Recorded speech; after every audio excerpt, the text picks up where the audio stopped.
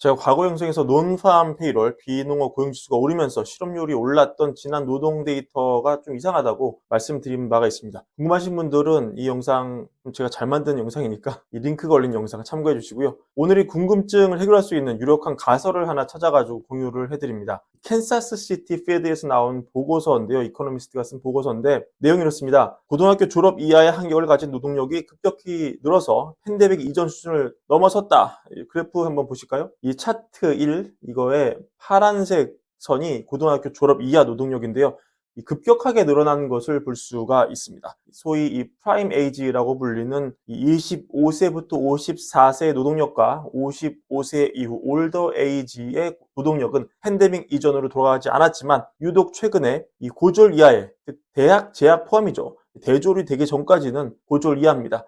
즉 고졸 이하의 일자리가 가파르게 늘어서 최근에 고용 회복을 주도하고 있다. 이런 상황입니다. 근데 이런 고용의 특성이 뭐냐? 이거는 학업과 일을 병행하는 노동자, 학교를 때려치는 노동자, 방학 때만 일을 하는 노동자가 증가하고 있다는 걸 보여주고, 그래서 22년 이후에 보면은 이런 서머 인플레이먼트, 여름방학에만 일을 하는 그런 사람이 급증하는 그림도 보여주고 있고, 이 학교에 다니면서 일을 하는 사람들과 학교를 때려치고 일하는 사람들이 시기에 따라서 비율이 왔다 갔다 하면서 전반적으로 고용이 전체량이 늘고 있다. 이런 얘기가 되겠습니다. 그렇다면 이걸 바탕으로 우리는 어떤 상상을 좀 할 수가 있느냐. 일단 미국의 고용 수치에 좀 거품이 있다는 해석을 할 수 있는 몇 가지 요인이 있습니다. 젊은 노동자가 급증했다. 팬데믹 이후에 고등학교 졸업 이하의 젊은 노동자들이 노동시장에 대거 진입을 하면서 고용 수치가 증가를 했지만 이들의 이 경험 부족과 제한된 근무 시간이 단기적으로 생산성에 좀 부정적인 영향을 미칠 수 있다고 보고서는 지적을 하는데요. 고용 수치가 높아 보이지만 실제로는 생산성이 극히 낮은 그런 일자리일 가능성이 높다는 그런 거를 시사를 하는 것이죠. 그리고 파트타임 및 계절 일자리만 늘었다. 그리고 결국에는 이 젊은 노동자들이, 경험 없는 노동자들이 파트타임이나 계절적 일자리에 종사하고 있다는 걸 말하고, 결국 이러한 일자리는 장기적으로 안정적인 고용이 아니며 고용 수치가 실제보다 과장될 수 있다는 것을 뜻하기도 합니다. 따라서 임시 고용이 늘면서 단기 고용 수치가 증가할 수 있지만 이 숫자들은 지속 가능성이 높지 않은 부러지기 쉬운 일자리일 수 있다.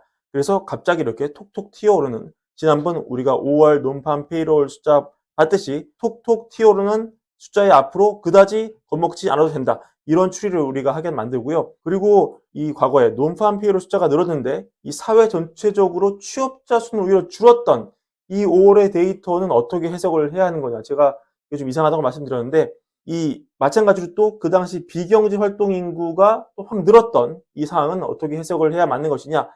그러니까 이런 거죠. 한때 노동시장에 들어와서 일하던 학생이자 노동자였던 이 친구들이 모종의 이유로 다시 공부를 하는 거죠. 아시는 분은 아시겠지만 실업률은 가구조사를 통해서 계산이 되고 비농업 고용과는 조금 방식이 다릅니다. 사람들이 지난 4주 동안 적극적으로 구직 활동을 했는지 안 했는지 여부가 실업 상태를 결정하는 기준인데, 고등학교 졸업 이하의 젊은 노동자들이 구직 활동을 적극적으로 한다면 일을 안 하고 있을 때 이 실업자에 포함이 되는 거죠. 실업률 계산에 포함이 되는 겁니다. 하지만 이들이 다시 맘먹고 공부하기로 결정해서 학생으로 돌아가면 이 비경제 활동 인구로 분류돼서 실업률 계산에서 제외됩니다. 그러니까 실업률은 실업자, 즉 고용되지 않은 인력 나누기 경제 활동 인구로 정의가 되는데, 팬데믹 이후에 고용의 부분을 이끌었던 고졸 이하 학생들이 실업자로 분류가 좀 덜 되고 경제 활동 인구에서 빠지면서 비경제 활동 인구로 넘어가는 거죠. 그래서 실업률이 생각만큼 오르지 않았다. 이런 결론이 나오는 겁니다. 너무 지엽적인 얘기일 수 있지만 결론은 하여튼 최근에 고용의 강함은 고졸 이하의 파트타임 일자리가 주도하는 약한 고용일 수 있다. 숫자가 많아서 세 보이는 거지 알맹이가 별로 없다. 지속 가능성이 없다. 금방 꺼질 수 있다. 게다가 지금 얘네마저 학업에 다시 정진하면서 이 비경제 활동 인구로 돌아서면서 학업에 복귀하는 애들도 있어 보인다. 로 정리가 됩니다. 이게 꼭 맞다는 보장은 없지만 여튼 앞으로 고용을 보시면서 일종의 생각의 틀을 정리하는 그런 잣대로 활용을 하셨으면 좋겠습니다.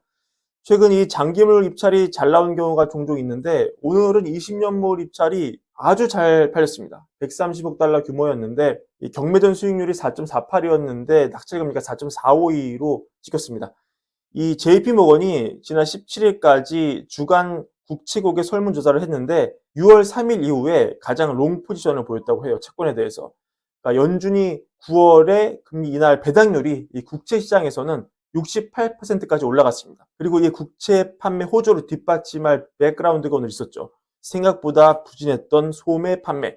5월 소매 판매를 집계해 보니까 전달 대비 0.1% 상승에 그쳐서 시장 전망치 0.3%를 밑돌았다. 더 중요한 건 4월 달 걸 까보니까 원래 0.00 찍혀 있었는데 마이너스 0.2로 하향이 됐더라. 즉 미국 실물 경제의 3분의 1을 차지하는 소비가 이제는 시원치가 않다. 이런 거는 미국 경제가 과거만큼 강하지 않다는 것을 의미하고, 따라서 올해 금리 인하가 기본 한 번은 기본이고 2번 충분히 가능할 수 있는 상황이다. 게다가 캔사스시티 보고서를 보니까 지난번에 논팜 페이롤 숫자가 확 늘어난 것도 이거 별거 아닐 수도 있겠다는 합리적인 의심이 슬슬 들기 시작한다. 결국 지금 AI 반도체 부문 실적이 이렇게 팡팡팡 올라가는 상황에서 금리까지 내려주는 상황이면은 주식에 너무 좋은 상황이다. 금리도 내리고 세상의 실적도 올라가면 증시에 너무 호재다. 이런 의식이 시장에 널리 퍼지면서 결국 오늘도 증시는 다우도 상승, S&P 500도 상승, 나스닥도 상승, 열세 일성도 상승 다 올랐습니다. 게다가 엔비디아 3.5% 올라주면서 시총 1위 올라갔고요. 이 오늘의 주인공 또 암이었죠. 8.63% 오르면서 반도체 주식이 이렇게 돌아가면서 오르는 그런 국면 오늘도 이어졌습니다. 결국 오늘 주식도 오르고 채권도 오르고 다 웃은 하루였습니다. 제가 저번에 엔비디아 주가를 분석해 드린 적이 있는데 재밌는 경험칙을 제가 좀 말씀드린 바 있죠. 이것도 링크를 거드리겠습니다. 골드만이 3개월 기점으로 계속 실적 보고서, 주가 전망 보고치를 새로 내놓는데, 이거는 5월 말에 나왔던 당시 분할 전 주가 기준으로 $1200를 베이스 시나리오로 삼았던 그런 보고서였습니다. 이걸 이미 넘어갔죠. 근데 그 당시 이거 전에 나온 보고서, 이거 전전에 나온 보고서를 보니까 공교롭게도 이 골드만이 불원 시나리오로 제시하는 이 허 35배를 때린 주가로 계속 엔비디아 주가가 수렴을 하더라. 이게 지금 1746이었거든요. 그러니까 지금 기준으로 치면 175 정도 되는 거죠. 근데 지금 벌써 135가 슬슬 갔어요. 그래서 이게 방송을 할 때만 하더라도 또 올까 하는 의구심이 있었지만 이제는 또 어느덧 멀어 보이지도 않는 그런 상황까지 다다랐습니다. 근데 이런 가운데 이 미국 의회가 좀 우울한 뉴스를 내놨는데요. 올해 미국 재정적자 규모가 1조 9천억 달러로 추산이 돼가지고 지난 2월에 전망한 1조 5천억 달러보다 27%나 늘었습니다. 4달 만에 한국 돈 환산하면은 600조만큼 늘었어요. 600조면은 한국의 1년 예산입니다.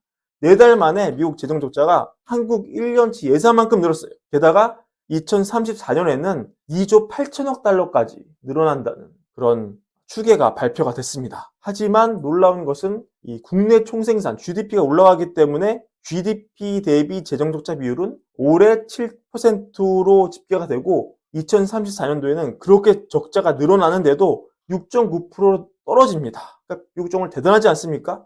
미국 적자가 4달 만에 추계치가 한국 예산만큼 늘었어요. 27%가 늘었어요. 하지만 그만큼 증시도 오르고 재정 적자가 천문학적으로 늘었지만 금리도 내릴 수 있고, 게다가 오늘 20년물 국채 입자는 엄청 잘 팔렸어요. 정말 이게 미국의 클래스고, 다시 한번 생각해보지만 이 좁은 한국에서 태어나서 한국적인 사고를 하는 저에게는 모든 것이 신비롭고 정말 대단합니다. 우리가 정말 미국을 진짜 이해하려면 한국적인 사고를 벗어나야 될 것 같아요. 룰을 세팅하는 나라와 세팅된 룰을 따라가야만 하는 나라의 간격을 받아들여야 될 것 같습니다. 이런 마인드 세팅이 있어야 진정으로 미국을 이해할 수 있는 게 아닌가, 그런 마음이 좀 듭니다. 참고 삼아서 이번 보고서에 나오는 장기 실업률 추계를 좀 보면은 실업률이 결국은 장기적으로는 4.5%로 수렴한다, 이렇게 전망이 나와 있고, 결국은 또 재정 적자에 대한 부담으로 지금은 10년물 금리, 장기물 금리가 일시적으로 낮을 수 있지만 장기적으로는 어떻습니까? 4% 이상으로 수렴한다고 미국 정부가 보고 있습니다.